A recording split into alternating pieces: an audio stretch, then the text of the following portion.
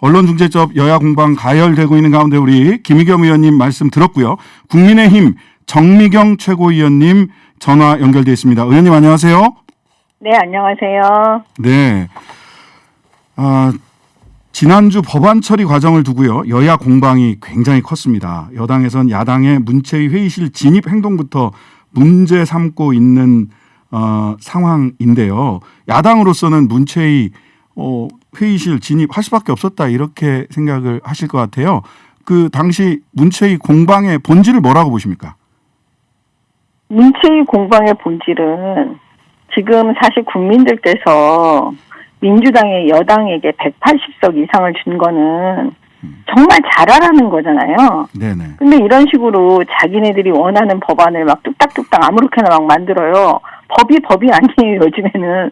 네. 무슨 금 나와라 뚝딱이에요. 그런 식으로 지금 만들고 있으니까, 그게 핵심인데, 그 핵심에 대해서는 얘기를 안 하고 있다는 게 정말 좀 저로서는 정말 황당하고, 사실 보면은요, 우리가 검찰 개혁을 한다고 이 청와대하고 민주당이 여당이 들고 나왔을 때요. 사실 반대했습니다. 네네. 검찰 개혁 그게 아니고 검찰 장악이라고. 네. 지금 똑같아요. 결국은 뭐냐면 조국 사태를 보고 다 알았어요. 검찰 개혁이 가짜였다는 거를. 결국은 검찰 장악이 있었구나. 본인들한테 유리한 사람들은 다 보호해 주려고 하는 거였구나. 그러니까 결국은 그 핵심 고리도 사법 피해자요. 사법 피해자가 있으니까 그걸 고리로 해서 검찰을 개혁하자, 사법부를 개혁하자 이거였거든요. 네. 지금도 마찬가지예요. 이 언론중재법의 핵심이 뭐냐면 언론 가짜뉴스, 허위 언론, 조작한 언론 그거에 대해서 우리는 손해배상을 왕창 물려야 된다. 그 말만 들으면 솔깃하거든요. 그러니까 네? 그 사법 피해자하고 똑같은 거죠. 네네. 그러니까 사법 피해자를 최고위원님 사법 피해자를 빌미 삼아서 검찰을 장악하려고 했던 것처럼 언론 그렇죠. 피해자들을 빌미 삼아서 언론을 장악하려고 하는 거다. 지금 이렇게 보시는 장악하려고 거죠? 하는 거다. 그게 예. 핵심인 거죠. 이것도 근데 나중에 결국엔 또 알게 될 거예요. 왜냐하면 검찰 개혁이 가짜였다는 게 네. 조국 사태에서 우리가 봤어요. 왜냐하면 조국을 갑자기 수호하자는 게 검찰 개혁 이퀄 조국을 수호하자 이렇게 나왔잖아요. 예. 근데요. 결국은 언론중재법도 언론 장악 이제 이게 결국은 드러날 거라는 거죠. 네. 근데 지금 바로 앞에 우리 김의겸 의원이 그 인터뷰하는 거 들으셨는지 모르겠는데 너무 서두르는 거 아니냐? 조금 더 이따가 충분히 조금 더 협의할 시간이 필요한 거 아니냐라고 질문을 드렸더니 1년 2개월 넘게 충분히 협의하고 있었다. 법사위에서도 논의를 하려고 했는데 오히려 야당 쪽에서 법사위 의사 진행을 방해를 했던 거다. 1년 2개월이면 충분히 협의할 만큼 했다. 첫 번째. 그다음에 두 번째는 뭐라고 말씀 주셨냐면 내 머릿속의 법안이다. 이렇게 얘기를 하면서 그러면 국민의힘의 대안을 내고 어떤 프로세스를 거쳐서 새로운 대안을 제3의 대안을 협의를 통해서 내올 거냐라는 것에 대해서 한 번도 진지하게 대화하지 않았다. 이렇게 두 가지를 말씀을 하셨어요. 이 부분에 대해서는 어떤 말씀 주시겠습니까? 그 논리도요. 네. 검찰 개혁한다고 했을 때요. 그 검경 수사권 조정했을 때요. 그 얘기랑 똑같은 얘기예요. 하나도 안 바뀌었어요, 논리가. 근데 보세요. 지금 기가 막힌 거는 뭐냐면 언론 그 가짜뉴스 그 사법 피해자 이거를 빌미로 해서 기가 막힌 건 언론의 자유 전체를 불태우자는 거나 마찬가지예요. 사실 어떻게 보면 그 언론의 피해자는 지금 야당이 더 많아요. 왜냐하면 그 적폐청산한다고 문재인 정권에서 적폐청산한다고 했을 때 친여 성향의 언론으로부터 피해받은 사람 어마무시하게 많아요, 야당에. 그럼에도 불구하고 이 법에 대해서 반대하는 거예요. 그 이유는 우리가 아무리 피해를 받지만 우리의 헌법과 법률이 규정하고 있는 그 엄청난 민주주의 기본인 언론의 자유는 침범할 수가 없기 때문에 그렇게 한 거예요. 근데 그거를 갖다 이런 법을 어마무시한 법을 만들면서 1년 2개월 정도 협의를 했으니까 충분히 했다? 그게 말이 됩니까? 지금 뭐냐면 입증 책임이 누구에게 있냐라고 물었을 때 여당 의원조차요. 대답을 못해요. 그게 무슨 협의를 충분히 했다는 거예요? 진짜 변명에 불과한 거죠. 맨날 똑같은 얘기에 또 대안을 내지 않았다? 아니 세상에 언론의 자유 전체를 통으로 지금 불태우겠다고 하는 법인데 네. 어떤 대안이 필요해요? 이런 법을 왜 만드냐고 아. 물어볼 수밖에 없는 거잖아요. 네, 최고위원님. 그러니까 네. 충분히 시간이 여전히 부족하다. 그다음에 두 번째는 언론의 자유를 불태우는 법이니까 대안이 필요 없다. 일단 이 법은 막아야 된다. 막는 것이 대안이다. 이렇게 지금 언론의 말씀을 자유를 하시는 거죠. 불태우는 거에 어떤 대안을 내죠?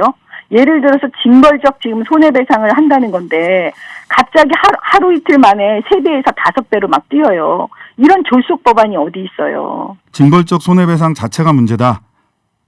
징벌적 손해배상 자체가 문제라는 게 아니라 이거의 의도가 나쁘기 때문에 저희가 말씀드리는 거예요. 그러면 그다음에 언론 보세요. 피해자를 구제하기 위한 징벌적 손해배상 제도 자체는 뭐 동의할 수 있으나 지금 다른 부분이 문제다. 이렇게 지금 이해를 제가 하면 되나요? 말씀드리는 거는 네. 징벌적 그거를 갖다가 무슨 기계적으로 1+2는 1은 2다. 1+2는 3이다. 이런 얘기를 말씀드리는 거 아니에요.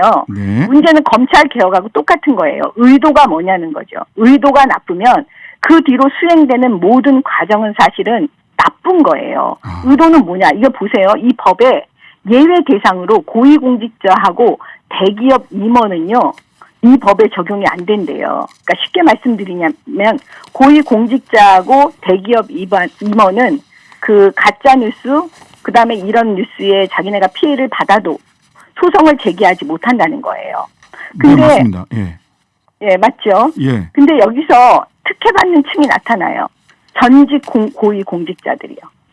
전직 고위공직자들은 마음껏 지금 언론을 상대로 해서 소송을 제기할 수 있게 만들어주는 거예요.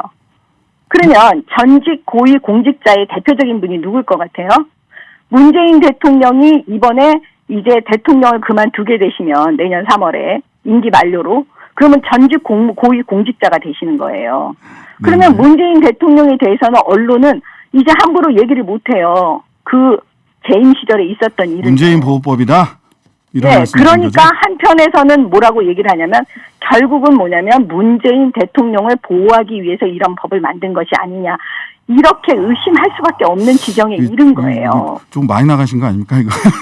한 가지만 더 많이 나가는 게 말씀드리면 아니라 예. 제 얘기는 뭐냐면 왜 이런 오해까지 받아가면서 하시느냐는 거예요. 예. 이렇게 졸속으로 어쨌든 그다음에 막 순식간에 예, 어쨌든 근데 한 가지 제가 이제 네. 변호사라서 이거는 형법 개정안이 아니라 민법이라서 이게 형사처벌하는 법은 아니거든요. 민법으로 이제 민사상 손해배상 하는 법이라서 이거는 사실은 민법과 형법상의 소위 언론으로부터 피해받은 사람들의 전체 피해를 하기 위한 규제의 총량을 어떻게 조정할 것이냐라고 하는 문제와도 좀 연결이 돼 있는 것 같기는 합니다. 근데 어쨌든 우리 정미경 최고위원님 말씀은 이거는 사실상 문재인 보호 법안이다.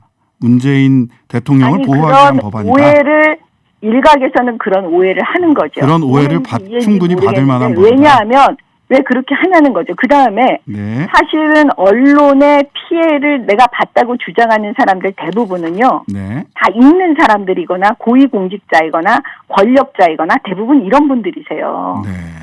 사실은 서민들하고 일반인들하고는 좀 거리가 먼 거예요. 그러면 결국은 뭐냐면 힘 있는 자들이 결국 언론에다가 그 침묵을 강요하는 법이 될 수가 있잖아요. 그래서 이런 법은 만들면 안 된다. 그리고 해외에서도 이 법이 안 된다, 잘못됐다 얘기하고 진중권 교수는 정말 말씀을 잘하셨더라고요. 이 부분에 대해서는 쉽게. 네네. 러시아 수준의 왜 법을 만드느냐. 그다음에 알겠습니다. 오죽하면 이낙연 후보에게 말했어요. 동양대 표창장 위조에 대해서 이게 가짜 뉴스냐 진짜 뉴스냐 대답해달라고.